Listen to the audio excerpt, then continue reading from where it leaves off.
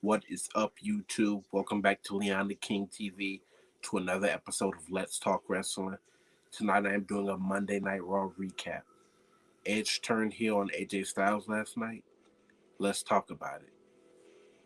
So last night, the ending segment of Monday Night Raw, Edge had came out and placed his challenge and said that he wants a challenge against someone for an opponent at WrestleMania this year. And for his opponent, AJ Styles' theme music hit and came out to the ring. Now, it had been rumored for a while that we were going to get AJ versus Edge at Mania. It had been the dream match. It had been the most talked about for months now. For years, it had been talked about AJ Styles and Edge. So, if anything, that's the match that it's going to build up to. Edge came out late to challenge. AJ Styles showed up in the ring. After very few words, Edge attacked AJ Styles, and then he attacked him with a steel chair and took several shots to the head by the steel chair. So this was a very forced, a very rushed, a very quick segment, and a very quick feud. I didn't so much enjoy how rushed it was. I felt they could have took time writing it well. They could have took time um, writing words and then going into a feud. But I guess they felt like, hell, if we don't need to just kind of have that many words, we can just go right into it fighting and beating each other and brawling. But Edge pretty much got the upper hand in attacking AJ Styles with the steel chair. So I was one of those people that was predicting, because Cody Rhodes was being rumored to show back since leaving AEW. Maybe Cody Rhodes would show, theme music would have hit and showed up and was the surprise person who was going to challenge Edge at WrestleMania. Because I could buy the fact that you're turning it into a triple threat match where it's Cody Rhodes versus AJ Styles versus Edge at WrestleMania. But that didn't happen. So therefore, the pre-match that Monday Night Raw is going to be building up to leading up to Mania next month will be AJ Styles versus Edge. So the match is pretty much being booked at this point. And this looks like the match that we're going to get at WrestleMania 38 this year will be AJ Styles versus Edge. On the other note, Finn Balor defeated the Damian Priest in the United States Championship match, and Finn Balor is now the new U.S. champion. We witnessed Damian Priest turn heel on Finn Balor by attacking Balor and therefore hitting him with a clothesline and throwing him on top of the announce table.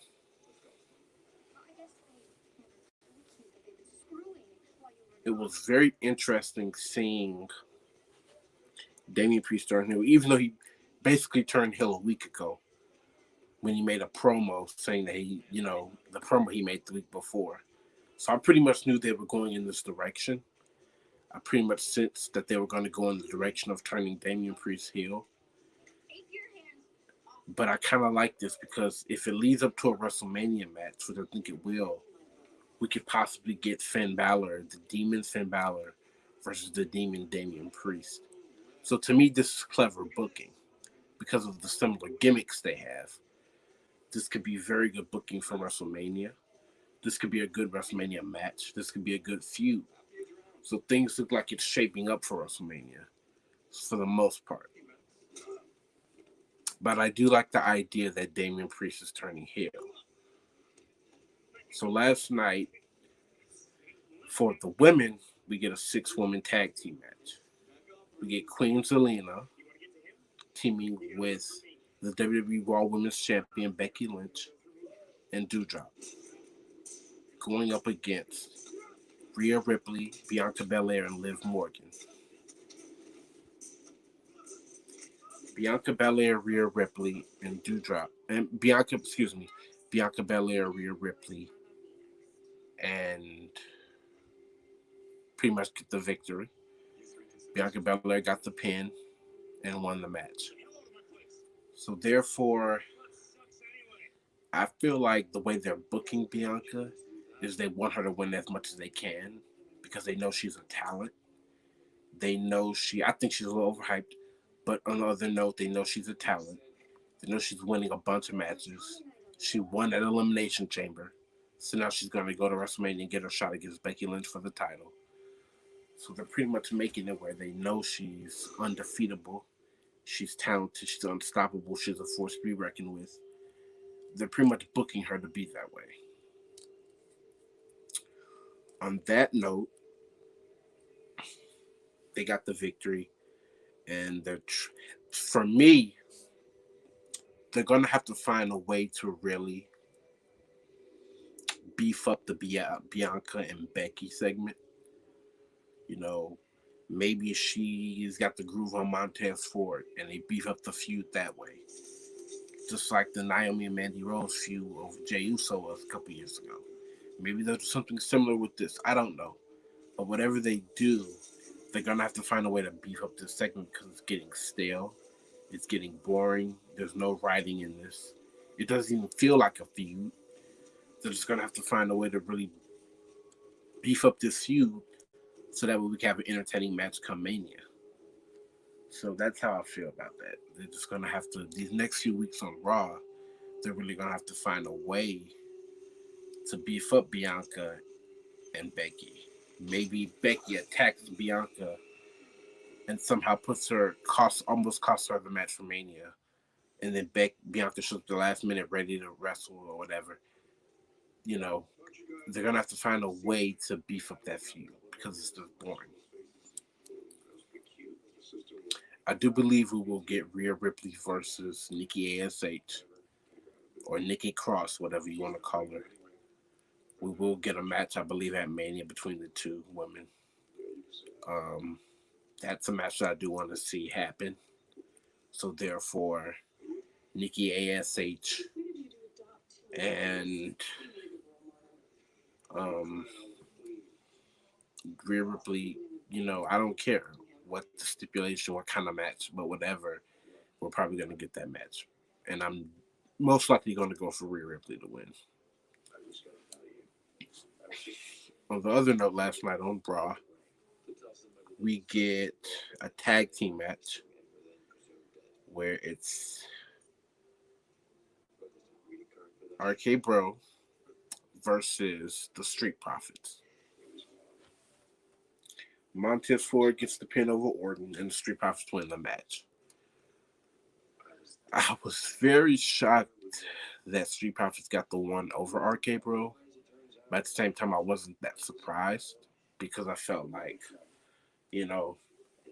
if they're gonna go down the route of wanting to break RK Bro up, I'm all for breaking RK Bro up. I'm all for getting Orton back to being heel like he was and not making him a joke. I'm all for Randy Orton being heel.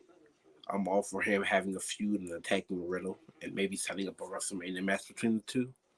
Because next week on Raw, there's a triple threat tag team match for the Raw Tag Team Championships titles.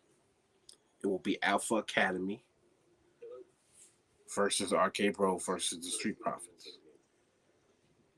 It seems like it will be Alpha Academy walking out with the titles or Street Profits. But whoever wins the titles, it will set up a good way for RK Bro to break up next week and then to set up a match at Mania. I believe they're going to break up RK Bro. I think if they break up RK Bro next week, it will make a lot of sense to break up RK Bro. And I think that, therefore, it would have to cause a feud between Orton and Riddle. And it would have to force Orton to be heel. But it would also be not as good competition for Orton because he's facing someone like the caliber of Riddle, which Riddle's not main event caliber. So it would be, even though this is not a main event match, but like you said, this would be interesting to see what they do with. On the other note, we have a tag team match where it's RK Bro versus Alpha Academy. Not now. Not now.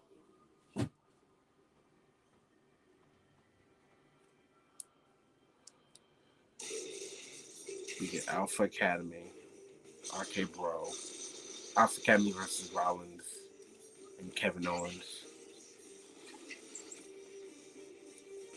Kevin Owens and Alpha Academy had a match, and therefore Alpha Academy won. Um, I'm big on the fact that they want to turn Rollins and Owens into a tag team. I like the idea of it. I feel like it's gonna work because they got too many good tag teams. Um, their tag team division is full. You got names like Orton and Riddle, Street Profits. So it feels like you're at a point where you're gonna have to come up with ways to make Owens and Rollins feud. And I don't think they're gonna do it leading up to Mania. I think it's too soon for them to do it. Even though I wouldn't mind them having a match. But if anybody should become tag team champions, I believe it should be Owens and Rollins.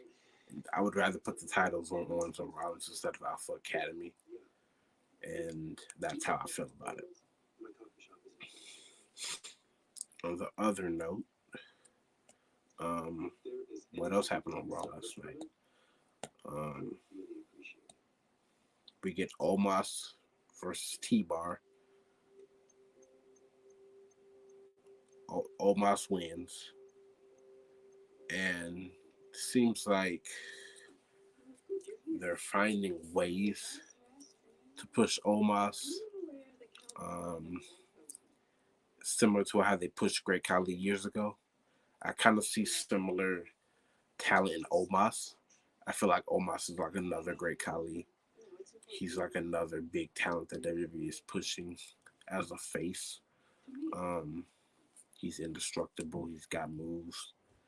I feel like they're gonna have to really find a way to get him over and have him win more matches. But they're gonna have to find. I would definitely see him winning the Andre the Giant Battle Royal at WrestleMania this year. If somebody wins the Andre the Giant Battle Royal, my first pick would be Omos over anyone. I know last year was Jay Uso, but this year I feel like it should definitely be Omos. That's my opinion. So I don't care what you guys think. This is my opinion. I do care what you guys think. I'm just playing. But anyway, um, what was happening on Raw last night? We get Omos defeating T-Bar. Got Edge turning heel on AJ Styles. And for the most part, the Mysterios were in the tag match. Um, I'm kind of speak a little truth. Um, I feel that Dominic Mysterio is one of the top talents in WWE right now. He's got moves. He's kind of like pretty much his father. He's got everything: the moves, the talent, the skill. He's the next big thing in WWE right now. He's got moves. He's got talent. He can do top row moves. They lost last night for the most part. After losing, um,